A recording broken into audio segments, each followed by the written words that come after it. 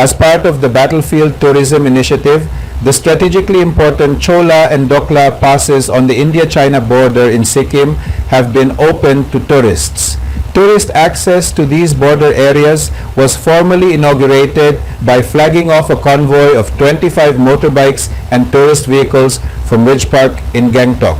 Located at an altitude of 15,600 feet, Dokla was the site of a clash between Indian and Chinese troops in 2017, while Chola holds historical significance due to the 1967 India-China War.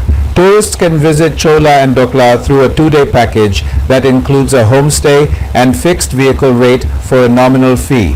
This move by the Sikkim government aims to promote border tourism, create livelihood opportunities for local communities, and highlight the historical and strategic importance of these areas. This initiative is part of the Government of India's Ranbhoomi Darshan program, which aims to raise awareness of the bravery and sacrifices of the Indian Armed Forces and promote patriotism.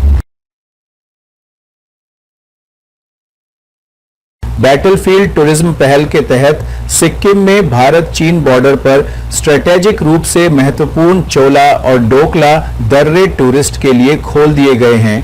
Gangtok के ridge park से 25 motorbike और tourist गाड़ियों के काफिले को हरी झंडी दिखाकर इन border इलाकों में टूरिस्ट की पहुंच का औपचारिक उद्घाटन किया गया। 15,600 फीट की ऊंचाई पर स्थित डोकला 2017 में भारतीय और चीनी सैनिकों के बीच झड़प की जगह थी, जबकि चोला 1967 के भारत चीन युद्ध के कारण ऐतिहासिक महत्व रखता है।